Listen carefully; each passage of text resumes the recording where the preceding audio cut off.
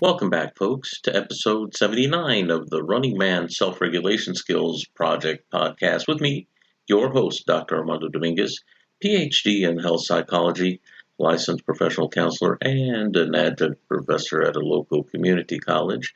And what I'd like to discuss today has to do with how we see our thought processes and our strivings and desires, this sort of thing, from not only the philosophical but also from the physiological perspective, and trying to gain some understanding that can assist with self regulatory skills, which is what this whole podcast is about in the first place.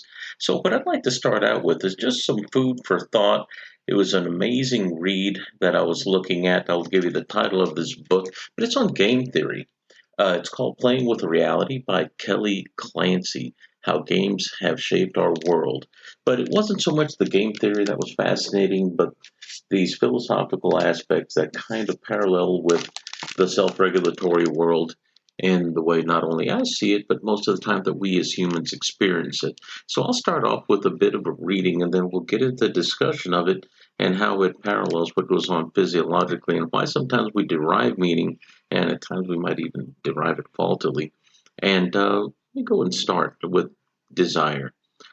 Desire is the unifying principle beneath the multiplicity of experiences, the very first statement, which that's a very deep thought right there. But within that, the next statement says, striving reveals itself as peace once its true nature is recognized. It has no end and therefore nowhere to go. But within a desire, and this is my commentary here, is that whenever we are striving toward or doing something, it is in the action that we find the peace and sometimes that sense of purpose and that quality of enjoyment, that self awareness that is not worrying about things going on other than the very engagement of what it is that we're doing, that immersion. And the next part says desire is both the source of endless suffering and its ever present cure. This is something that the Buddha is quoted as saying about 4,000 years ago. And the Greek poet Sappho characterized desire as a bittersweet creature against which nothing can be done. Plato spoke of the conflicting desires, though people fundamentally seek truth. This goal is thwarted by the body, which fills us with wants, desires, fears, all sorts of illusions and much nonsense.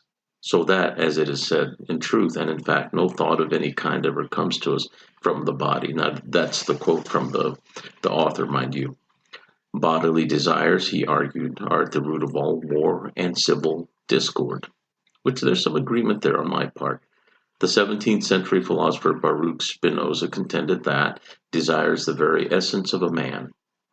The early exponents of probability theory proposed that people make decisions to maximize their rewards.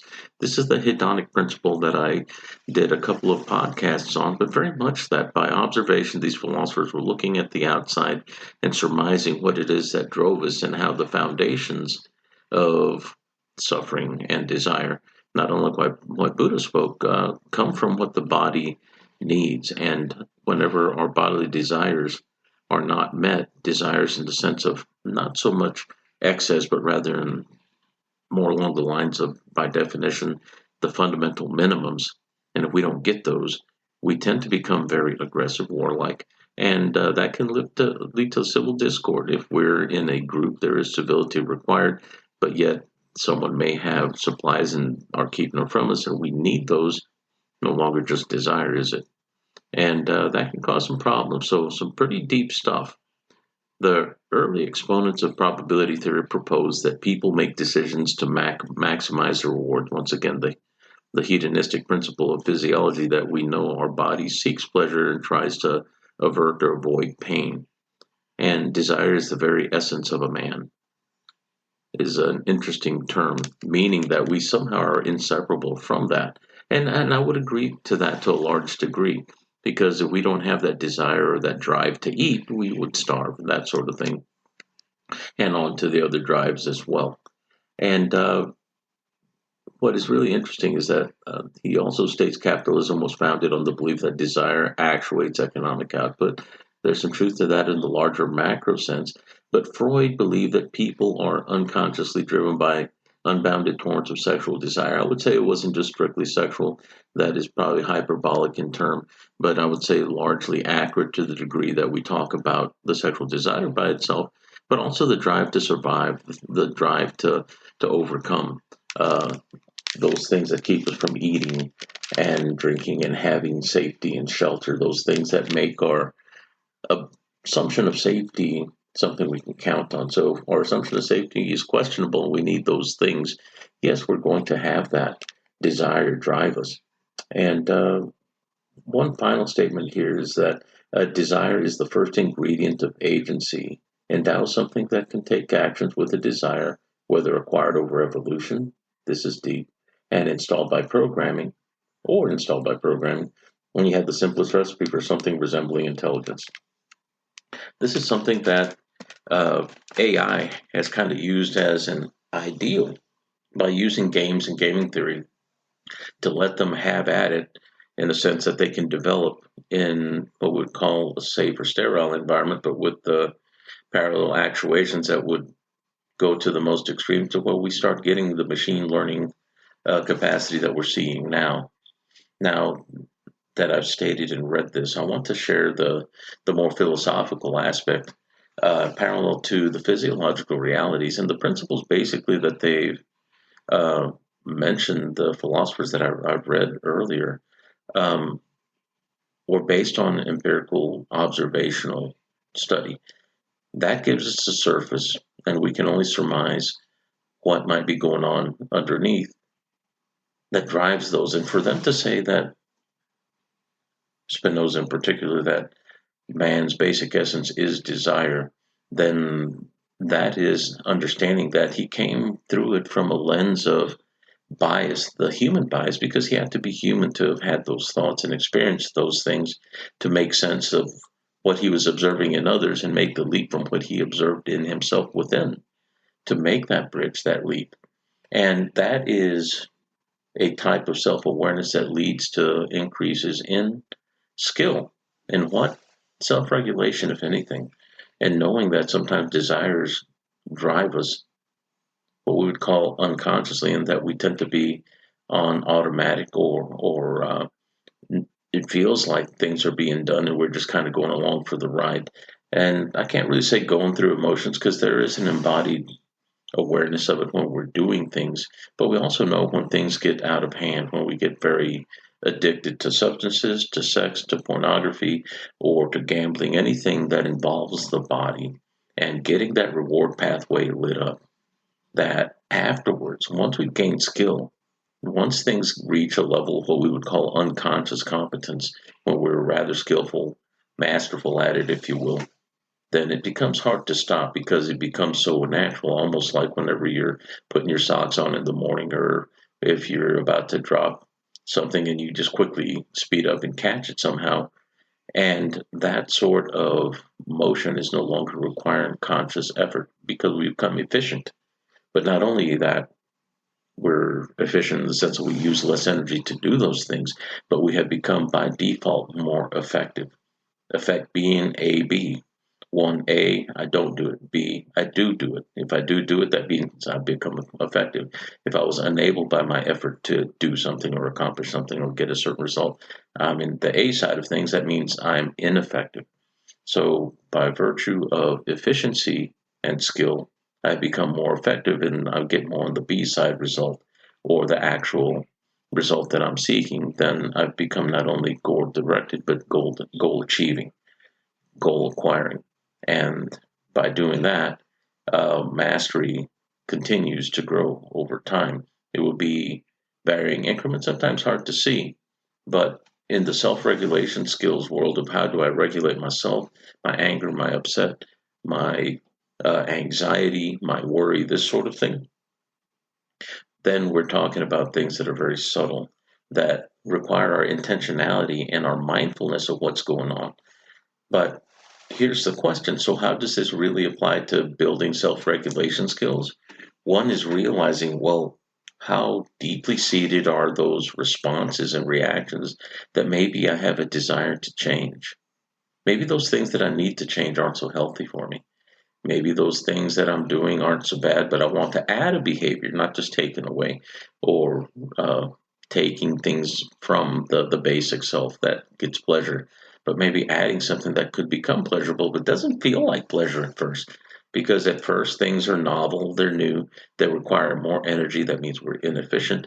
And to get the goal, we can't do that yet without skill and practice, and we're ineffective. We're on the A side, and we haven't been effective because we're not able to do it yet. So what do we want to add? Something that we have an idea that in the future, that with time and practice, I feel I can do this, I can gain benefit, then I can actually add something I would like. How is that a self-regulatory skill? Well, that's a good question to ask. But it is a self-regulatory skill in the sense that we are narrowing our options, that we may be less apt to keep doing what I'm doing because it's easier, and maybe taking the path of courage that requires the idea that I'm going to fail, I'm going to fall, I'm going to trip. I may even look a little silly to myself, and I might even look silly to other people. But if we let those things get in the way, realizing that even within the learning process, we may seem clumsy, we may seem ungraceful, we may actually seem kind of dumb, and that's okay. If you really want the skill, those things aren't going to bother you. It's not that they won't bother you, but they won't bother you as much whenever you know that when I get there, it's not going to be such a bad deal.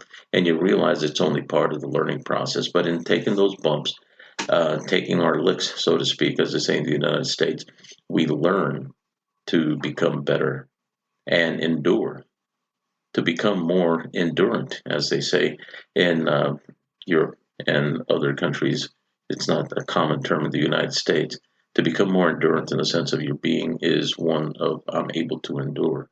Then we have become not only skilled, but also more resilient by default. So we actually gain some skills that have transfer of training. You gain physical skills, hard skills, whether it be through track and field, through running, through learning how to do music like percussion and learning how to play a horn or a cello, things along those lines. There is a physical component there, and no, you may not be breathing hard, but you will be working your mind and your neurological system in a heavy way that will tire you. It will leave you exhausted at the end of the day. And once you gain skill, you realize that at some point there's pleasure by virtue of your efforts over time. It also gives an idea called patience in the sense that we instill in ourselves by virtue of the training. We embody that patience. We mindfully practice our patience. And patience sometimes is tested. Sometimes we get irritable. Sometimes we might even get hurt, angry, depressed, or upset. But yet we know we still must continue.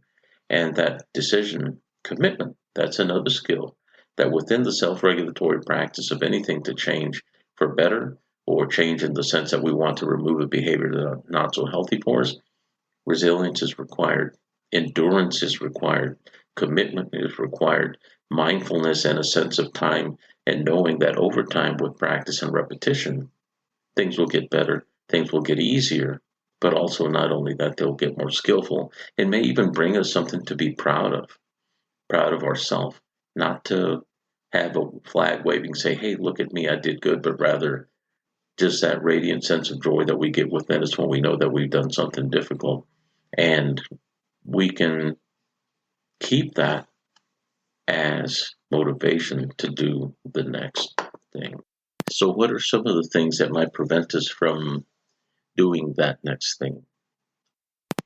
Often, fear of loss is one of the most prevalent in starting things and getting prevented from starting things that we have to contend with. Why is it that we are afraid? We fear loss. We fear maybe not injury to ourselves. That could be part of it as well, if it's a more visceral thing, or it could be a very dangerous outcome that you're seeking to achieve, such as maybe kayaking or swimming in dangerous waters, this sort of stuff. So those are things that must be calculated. There are actual potentials versus actually happening, but they must be considered. Totally get that. But when we have fear or fear of loss, often we fear loss of status amongst our social group in a more civil sense, wherever we're amongst people and there aren't people trying to throw arrows and spears at us, trying to harm us.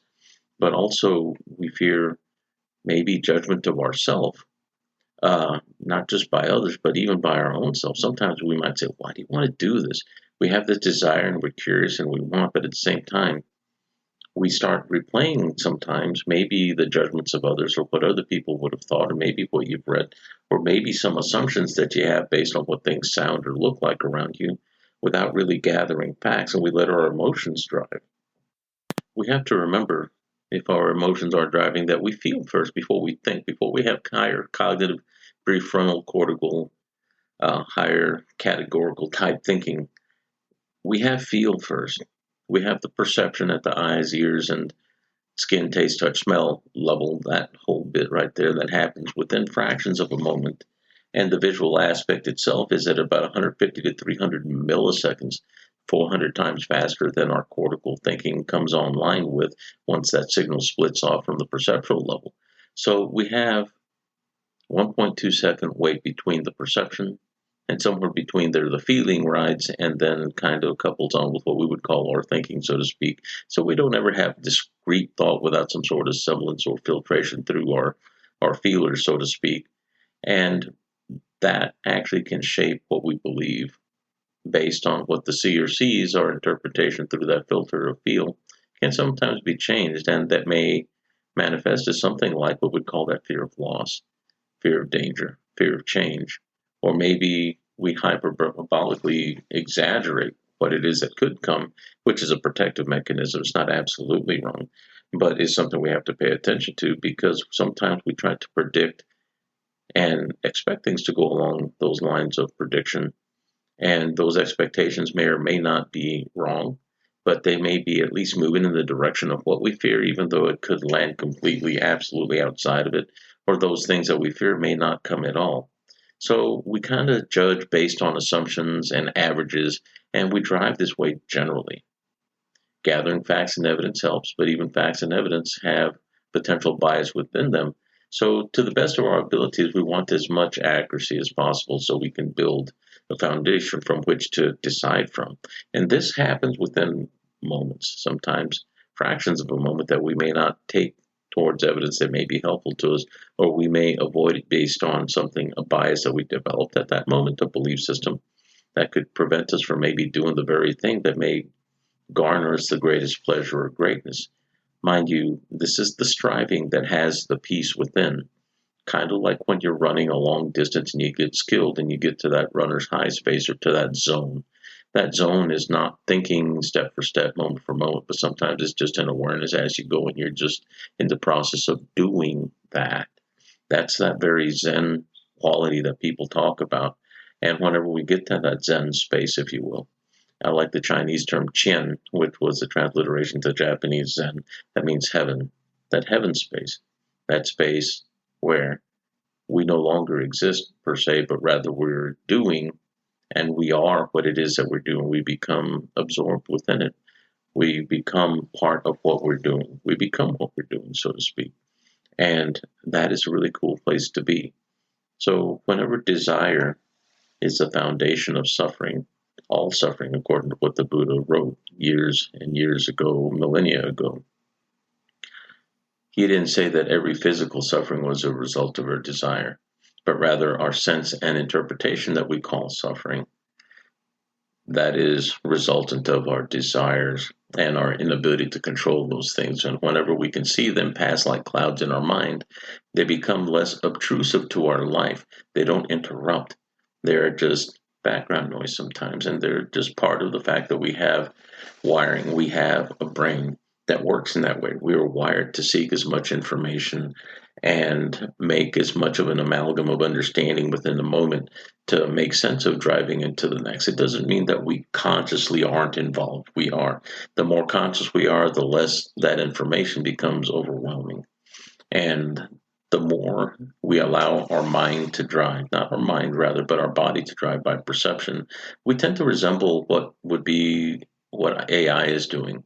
And I love Robert Sapolsky's work, but when he talks about us not having free will, and there is also Dr. Mike Israel that kind of supports that at the physiological level. If you get that granular at the cellular level, everything that is driven that we call the decisions that we make, the more it seems like we're not consciously involved in that. And I disagree to a point, but I agree to the point that beyond a certain point, we have no way to consciously control what the mitochondria is doing, that little engine of the cell that does what work it does to keep us alive.